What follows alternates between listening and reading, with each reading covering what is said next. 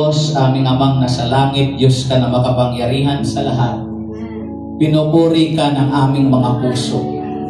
Sinasamba ka namin sa Espiritu at katotohanan sa lugar na ito.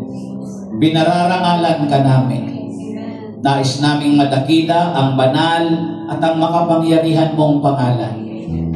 Sa kalagitnaan ng pagtitipong ito namin, Panginoon, pinararangalan ka namin. Maraming salamat sapagkat muli mo kaming binigyan ng pagkakataon na sa lugar na ito sambahin ang pangalan mo. Pagkakataon na ikaw aming mapaglingkuran. Ikaw ay mapasalamatan sa lahat ng bagay na patuloy mong ipinararana sa amin. Ang lahat ng kabutihan mo, Panginoon. Muli, O Diyos, nag-uumapaw sa aming kalooban ng nadaramang pagmamahal na nagmumula sa iyo. Salamat sapagkat lagi mo kaming ginagabayan, lagi mo kaming pinapatnubayan. Sa pagkakataong ito, aming itinatalaga ang mga susunod pang oras o sandali.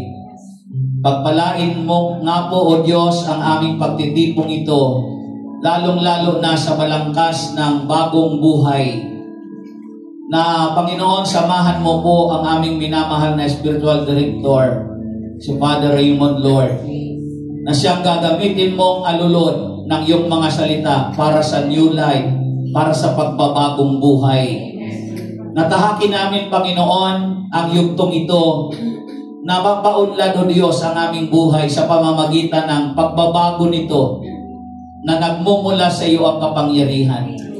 Inaangkin namin, Panginoon, na bago pa man matapos ang seminar namin na ginaganap, maintindihan na namin ang pinakaplano mo sa aming mga buhay. Panginoon, abutin mo rin ang lahat ng aming mga kapatid na nandirito ngayon sa Pastoral Center at silang mga nakatutok po sa Facebook page, sa streamer, Lord, ng live, Panginoon. Ama, sila man din ay kukupin mo. Abutin sila ng karunungan. Ang siyang karunungan na mananalaytay sa amin sa lugar na ito upang maintindihan namin ang iyong mga buhay na salita. Panginoon, salamat po sa tagumpay. Sa iyo ko ibinabalik ang papuri at parangal sa tanging pangalan ni Jesus kasama mo at ng banal na Espiritu naghahari mula noon, ngayon at magpakailanman. Purihin ang Panginoon.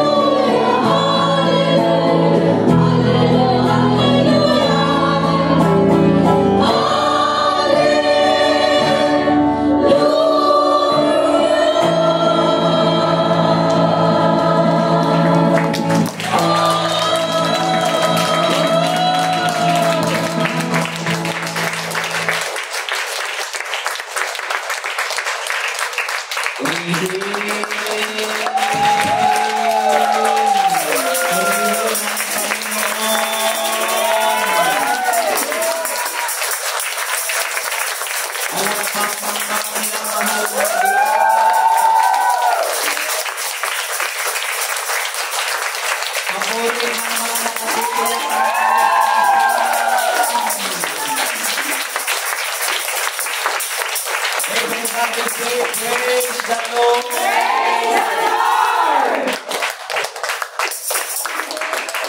Amen. Pinagpalang mga anak ng Diyos, magandang araw. At batiin ang kanilang katabi. Magandang araw. At sabi ko, batiin. At sabihin mo sa kanya, mahal kong katabi, nadama mo na ba ang pag-ibig ng Diyos?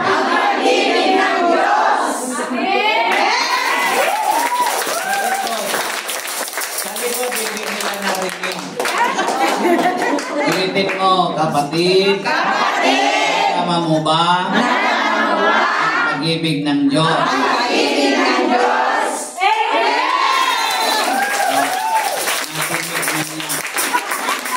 After God's love, yung pag-ibig ng Diyos, hindi ang Diyos pumapayag na hanggang lang doon na maramdaman natin yung pag-ibig niya. Dahil doon ay inilatag niya sa atin ang kaligtasan. Amen.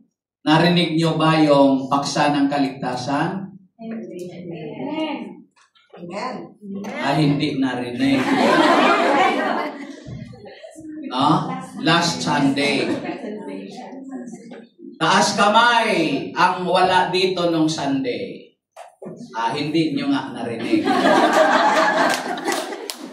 Ngayon, yung mga nandito nung Sunday, tiyak nyo na ba yung kaligtasan nyo? Amen! Yung nandito nung Sunday, taas kamay ang nakatitiyak na ligtas na siya. Amen! Baba. Yung wala dito nung Sunday, tiyak nyo na ba ang kaligtasan nyo? Amen! Hindi, taas nyo kamay nyo. Yung wala dito, yung wala nagtaas kanina, wala dito. Tiyak nyo na ba yung kaligtasan nyo? Amen. Yung iba, alanganin lang. Kaya isang kamay lang, maliit pa. Yung ngayon yung wala nung Sunday. Ulitin ko tanong. Kayo ba nawala yung nung Sunday ay ligtas na kayo? Amen! Taas kamay. Sigurado kayo? Amen. Kita nyo? Yan ang mga prayer ba? Kahit absent sila dito, kung nakatiyak na sila ng kaligtasan. Ang medyo malungkot, o yung present, tapos hindi tiyak yung kaligtasan. Diba? Dahil doon, hindi lang doon nagtatapos ang Diyos. Gusto niya dahil yung kaligtasan, di ba? Yung kaligtasan, saan nga natin yun na bunga nga ng ano yun, ng mabuting gawa natin? Bunga ng ano yun? Bunga yun, dinulot yun ng ating pananalig kay Kristo. Jesus. Dahil nanalig tayo sa Kanya, tinanggap natin siya, nagkaroon tayo ng kaligtasan. Amen. Dahil mahal tayo, niligtas niya tayo. Nakatiyak tayo ng kaligtasan. At yung kaligtasan na ay may bunga. Anong bunga? Yung mga ligtas na ay may pinapakitang bunga. Ano ang ipinapakitang bunga? Mabuting gawa. At hindi ka makakagawa pa rin ng mabuti kahit alam mong ligtas ka na ng mabuting gawa, not unless. Not, dalawa yun. Not or not. Not. Noted. Diba? Not. Hindi. Not unless. Maliban. Noted. Na magkaroon ka ng pagbabagong buhay. Amen. In English, in Tagalog, Bagong buhay. in English, New life. bakit kailangan magkaroon ng new life? Oo nga, sagot kayo. Bakit kailangan magbagong buhay? Upang maayos ang buhay. Ang pagkakaroon ng bagong buhay ay pagtalikod sa lumang buhay. Alamin natin yan maya-maya lang. No? Paano mong ma-gain, ma-earn ang bagong buhay at matalikuran ang lumang buhay at bakit kailangang talikuran itong lumang buhay na ito? Sapagkat aalamin natin yan. Amen. Are you ready? Amen. Taas kamay ang mga handa na. Pumalakpak kay Yahweh.